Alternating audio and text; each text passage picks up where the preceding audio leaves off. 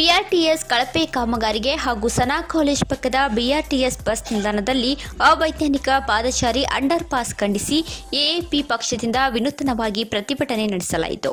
ಇಲ್ಲಿನ ಬೈರಿಗೆ ದೇವರಕೊಪ್ಪದ ಸನಾ ಕಾಲೇಜ್ ಪಕ್ಕದ BRTS under pass ಸಂಪೂರ್ಣ ಹದಗೆಟ್ಟು ಹೋಗಿದ್ದು, ಇದರ ಅಧ್ವಾನದಿಂದಾಗಿ ಜನರು ಪ್ರಾಣ ಹಿಡಿದು ರಸ್ತೆ ದಾಟುವಂತಾಗಿದೆ.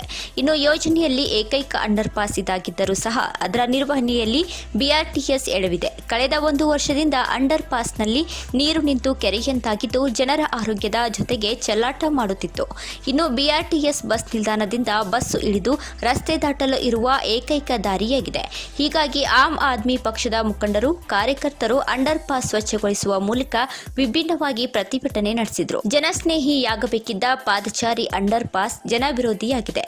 ಪಾದದಾರಿ ಅಂಡರ್ ಪಾಸ್ನಲ್ಲಿ ನಾಮಫಲಕವಿಲ್ಲ, ಲೈಟ್ ಇಲ್ಲ, ಸಿಸಿಟಿವಿ ಇದ್ದರೂ ಕ್ಯಾಮೆರಾ ಇಲ್ಲ. ಇದರಿಂದ ಮಹಿಳೆಯರು, ಸಾರ್ವಜನಿಕರ ರಕ್ಷಣೆ ಹೇಗೆ?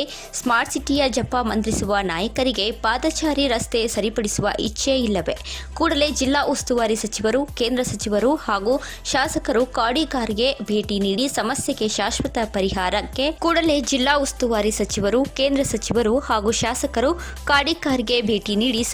ಶಾಶ್ವತ ಪರಿಹಾರಕ್ಕೆ ಮುಂದಾಗಬೇಕೆಂದು ಎಎಪಿ ಕಾರ್ಯಕರ್ತರು ಆಗ್ರಹಿಸಿದರು.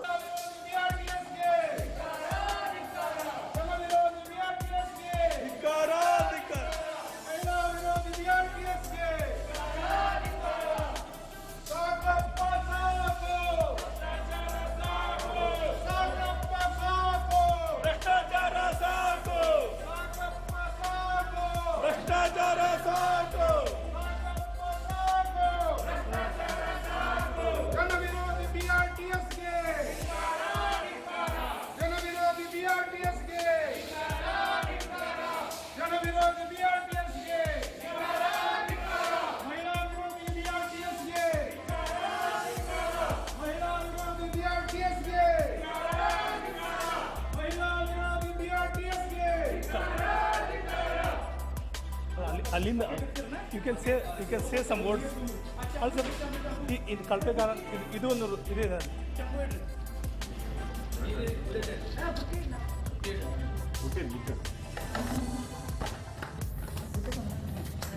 ಪೂರ್ಣ ಸ್ವಚ್ಛಗೊಳಿಸುವವರೆಗೂ ಆಮ್ ಆದ್ಮಿ ಇದು ಪಟ್ಟು ಬಿಡಲ್ಲ.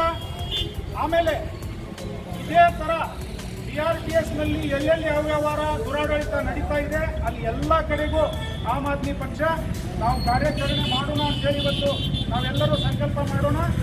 ಇಲ್ಲಿ ಕೂಡ ಕೇವಲ ಸ್ವಲ್ಪ ಕಸವನ್ನು ಅವರು ತೆಗೆದಿದ್ದಾರೆ. ಇವತ್ತು ಈಗ ನಾವು ಒಳಗಡೆ ಹೋಗೋಕ್ಕೆ ನೋಡೋಣ. ಇಲ್ಲಿ ಮಹಿಳೆಯರಿಗೆ ಯಾವುದೇ ಸುರಕ್ಷತೆ ಇಲ್ಲ. ಇನ್ನೂ ಕೂಡ ಅಲ್ಲಿ ನೀರಿದೆ, ನೀರು ಸೀಪೇಜ್ ಆಗಿ ಬರ್ತಾ ಇದೆ ಇವಾಗಲೂ ಕೂಡ. ಹಾಗಾಗಿ ಇಲ್ಲಿ ಇನ್ನೂ ಬಹಳ ಅವ್ಯವಸ್ಥೆ ಇದೆ. ಅದಕ್ಕಾಗಿ ಈ ವ್ಯವಸ್ಥೆ ಸರಿ ಆಗುವವರೆಗೂ ಆಮ್ ಆದ್ಮಿ ಪಕ್ಷ ನಿಲ್ಲಲ್ಲ ಅಂತೇಳಿ ನಾನು ಹೇಳಲಿಕ್ಕೆ ಇಷ್ಟಪಡ್ತೀನಿ. ಈಗ ಇನ್ನೂ ಏನು ಗಲೀಜಿದೆ ಇದನ್ನು ನಾವೆಲ್ಲರೂ ಹೋಗಿ ಇದನ್ನು ಇವತ್ತಿನ ದಿನ ಸ್ವಚ್ಛ ಮಾಡೋಣ ಅಂತೇಳಿ ತಮ್ಮೆಲ್ಲರಿಗೆ ಆಹ್ವಾನ ಮಾಡ್ತೀನಿ. ಜಿಂದಾಬಾದ್ ಜಿಂದಾಬಾದ್ ಆಮ್ ಆದ್ಮಿ ಜಿಂದಾಬಾದ್, ಜಿಂದಾಬಾದ್ ಜಿಂದಾಬಾದ್ ಆಮ್ ಆದ್ಮಿ ಜಿಂದಾಬಾದ್. ಜಯವಾಗಲಿ ಜಯವಾಗಲಿ ಆಮ್ ಆದ್ಮಿಗೆ ಜಯವಾಗಲಿ ಜಯವಾಗಲಿ.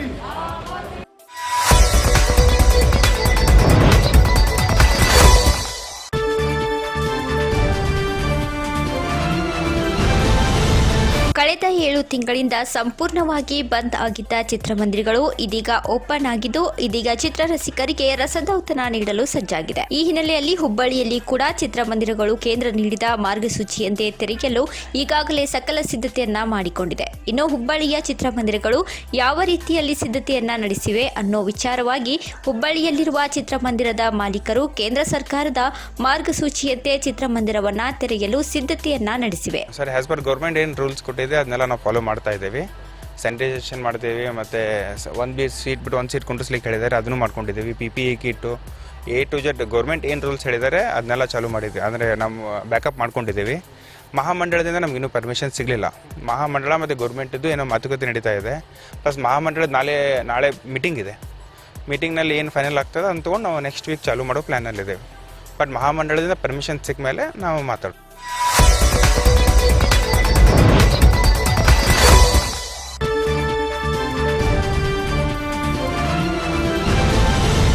ಅಡ್ನೂರ ಬ್ರಹ್ಮನ್ ಮಠದ ಶಬ್ರ ಪಂಚಾಕ್ಷರ ಶಿವಾಚಾರ್ಯ ಸ್ವಾಮೀಜಿ ಲಿಂಗೈಕ್ಯ. ಗದಗ ಜಿಲ್ಲೆಯ ಅಡ್ನೂರು ಬ್ರಹ್ಮನ್ ಮಠದ ಪಂಚಾಕ್ಷರ ಸ್ವಾಮೀಜಿ ಲಿಂಗೈಕ್ಯ ಡಾಕ್ಟರ್ ಪಂಡಿತ್ ಪುಟ್ಟರಾಜ್ ಕವಿ ಗವಾಯಿಗಳಿಗೆ ಕ್ರಿಯಾಮೂರ್ತಿಗಳಾಗಿದ್ದ ಸ್ವಾಮೀಜಿ ಅಪಾರ ಭಕ್ತ ಸಮೂಹವನ್ನ ಅಗಲಿದ ಪಂಚಾಕ್ಷರ ಸ್ವಾಮೀಜಿ ಪಾದೋದಕ ಸೇವಿಸಿಯೇ ಪ್ರಸಾದ ಸ್ವೀಕರಿಸುತ್ತಿದ್ದ ಪುಟ್ಟರಾಜ ಗವಾಯಿಗಳು. ಗದಗ್, ಅಡ್ನೂರು, ರಾಜೂರು ಅನೇಕ ಕಡೆಗಳಲ್ಲಿ ಶಾಖಾ ಮಠಗಳ ಹೊಂದಿದ್ದ ಸ್ವಾಮೀಜಿ. ಅನಾರೋಗ್ಯ ಹಿನ್ನೆಲೆ ಸ್ವಾಮೀಜಿ ಇಂದು ಶಿವೈಕ್ಯ. ಸ್ವಾಮೀಜಿ ಅಗಲಿಕೆಗೆ ಶೋಕ ಸಾಗರದಲ್ಲಿ ಮುಳುಗಿದ ಅಪಾರ ಭಕ್ತ ಸಮೂಹ.